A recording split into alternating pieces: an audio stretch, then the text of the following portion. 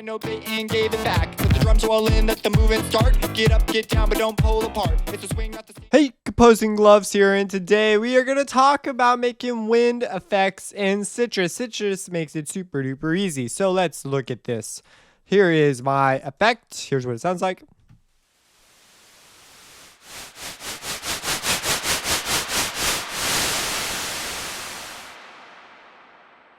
I didn't have a track in mind. I was just kind of making a wind effect. So my LFO will probably be different, probably be longer, a much longer LFO with a more custom shaped shape. But as you can see, we can achieve a wind, a wind riser and sort of a letdown, like a shh as we go. It's a really simple patch. All it is operator 1 is operating with the noise operator all the way up. And when you do that, it completely overrides whatever you're doing in here. And so we don't hear this at all. If you move it back just a touch, though. Oh, you still don't kind of hear it. There it is. Maybe you'll hear it more if I just do something like that. So you can hear more on the sine wave. So you might consider throwing a sine wave or something in there, but I wanted noise, so I went with noise. Another option could be, I've not tried this, but we could try right now. You could send 2 out and just FM2 by a crap ton of stuff. Oh, this is all FMing 1. I am sorry. Send 2 out and FM2 by a crap ton of stuff.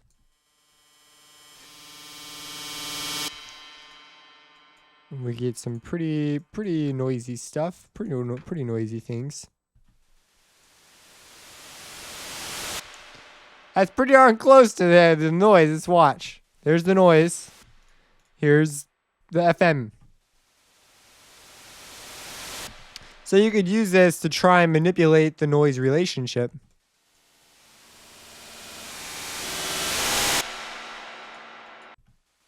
So it'd be kind of an interesting deal. Now you notice I can easily, it doesn't matter what's going out as long as it reaches the filter.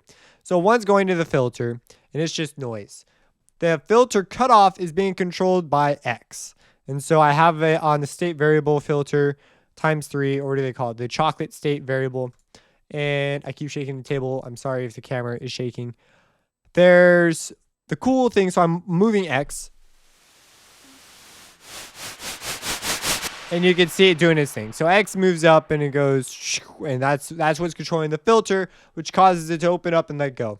Then it's got 2 outs. It's got a direct out and an effects out. And the effects out is what I got. I brought the diffusion down a tad, brought up the room size a bit, brought up the decay. I turned the pre-delay off I believe it starts at 1, but I was like, nah. I don't want none of that. So that's what I did. I turned the chorus off. There's no unison either.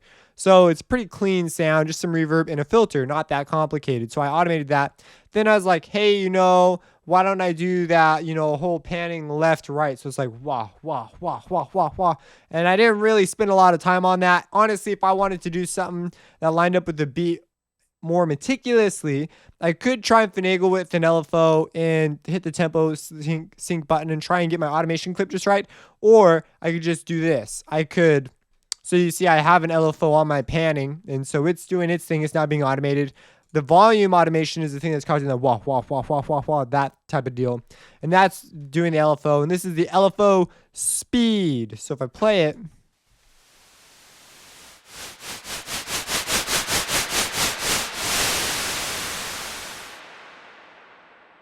so you can see this is moving around doing its own thing.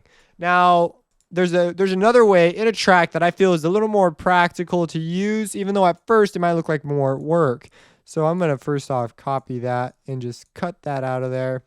Get rid of these. So now I have this other Sytrus. We're gonna make it, by the way, right now.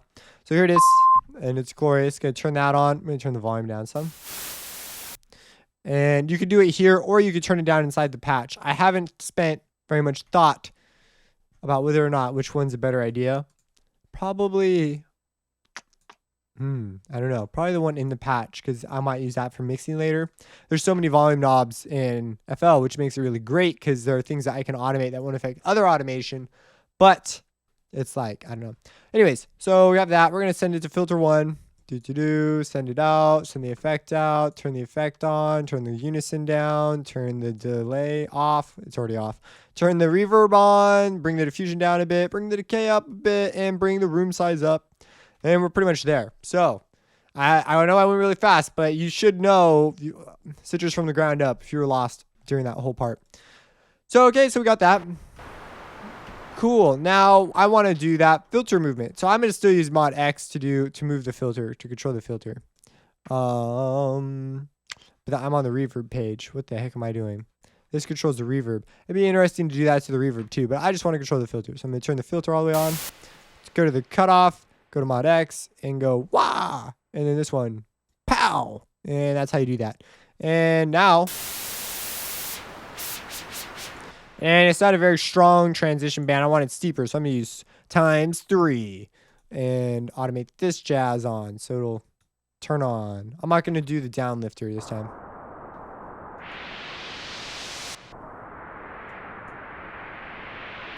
And it's still, let's see what other shapes I can get here. Let's turn on the band a little bit.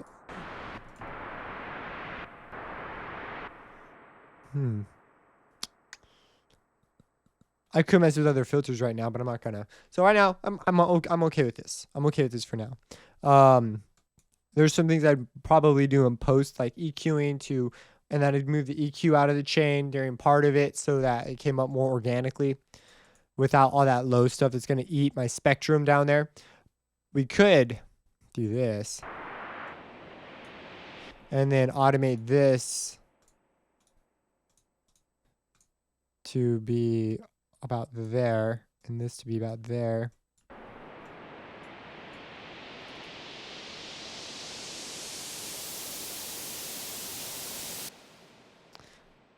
Oh, the automation comes up too late.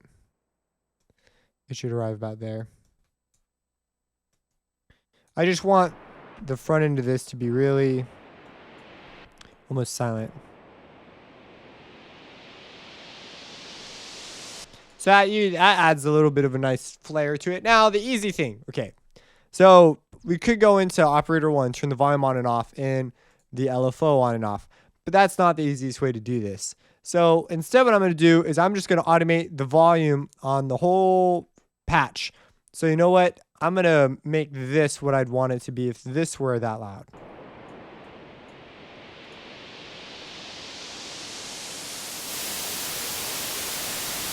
Let's call that good. So I'm going to automate this. And the cool thing is I'm going to bring it way in. Whoops. And I'm going to do this. And the neat thing is this will always line up with my tempo, even if I change tempos later on. Because, so it's going to go da, da, da, da, da, da, da, da. Just like that. You got to make the da sounds and everything. I'm going to cut this off and add one more point. Okay, so this is going to go over here. It's going to be like my, so here's the slow one. So slow, wow, wow. And then it's going to get faster right here. I don't know why I did this in this way. But once you've made these wants, you can copy and paste them, and then you can make global adjustments to every copy you made in FL. So now we're getting a little bit faster. So going, what is that? That's twice. Nah. Let's do.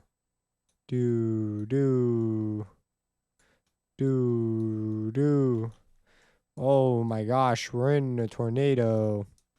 So now they're going to get the fast ones, and we're going to leave it really fast. But I could even come in here and go make unique. Pattern step 2. And on this last one, we are not in Kansas anymore. We could fake him out and make the last one slow. So, haha, we're not being lazy. Oh, that's my control as habit. With Sytrus, what is this, wind? Okay. You should have a control as habit. I've held back a couple of these times, but recently I had a project try and jack me, but I hit Control S before it did that. So there are certain plugins I always hit Control S before loading. Like anything by Native Instruments, I freaking hit Control S before I load it. Contact has crashed my computer so many times. Reactor, Absinthe, anything. Even their like reverb plugins. Like, holy crap. Is there nothing that won't destroy my computer? So coming back. So now we're going to deal with the panning. I'm going to automate the panning on the plugin wrapper itself. And I am going to, oh, you know what? Instead of doing that, we could automate the panning. We could link to a controller, and we're just going to link it to the volume controller even faster. But then you need to remember in your brain or just rename that thing. So what is this? Default channel 2? I believe that's what we want. Don't make sure remove conflicts is not on. Otherwise, you'll trade spots. Oh, you know what? I should have done that at the beginning. Oh, well. So the panning will start taking effect here, not over here. And it would be cooler at the beginning than it would at the end. So I'm going to redo it. Link to controller. I'm not sure if there's a way to add 2 controllers. I haven't researched it because I've never really had a reason to. Oh, you know what? It should be linked up to both because remove conflicts isn't on. So just do it twice. It should link them up to both. If it doesn't, I'm not going to worry about it right now. But you could just automate the panning. But now, ideally, the panning and the volume, let me detach this, will both be controlled by this. This is as small as you can go on the vectorial version. So, but I just want to see if those knobs move. And you see the volume moves. The pan knob doesn't want to move, man, bro. Link to controller. Channel volume, accept. Okay. And then it stops right there, which is link to controller. Can we link it to 2 controllers? No, it won't let us. I'm going to go with the first one and deal with the other crap later. So once we get here, I need to end this one right about the middle for the pan knob, and then it will take off right there. So I'm being a little bit sneaky. Do. It's pretty close to the middle. That was the wrong direction.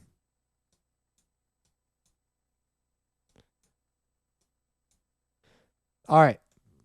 There we go. Now, that was a lot of work. But now, so maybe that wasn't the most intuitive. Maybe I should have just automated the pan knob, but whatever. Here it is.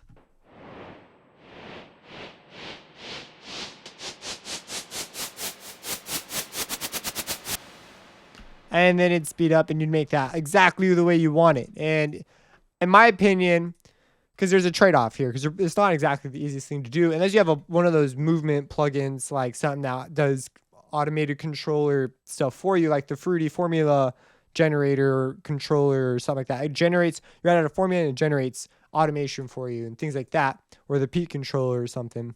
But to me, that's the method I would kind of go at it for if I wanted that kind of feel. And it's like, it's a common thing, like Deadmau5 does it. I believe I have, let me see here. It says Skrillex sounds, but these are pretty much just like that. You can hear the panning going back and forth. That kind of a thing is what I'm talking about. And they have a resonance going through theirs. So they have resonance.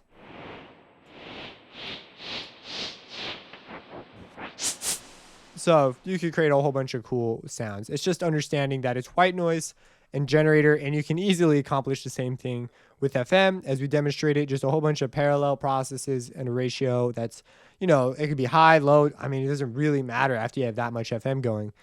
If you have any questions, let me know. Subscribe and have a blessed day.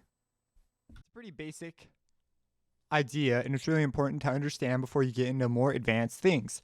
So to get to the operators tab, you come down here to expert and you see there's operators here. Go ahead and click on that guy. All these extra menus right here are part of your experts tab, and you click on them to switch through the various options. Today we're going to be covering essentially what this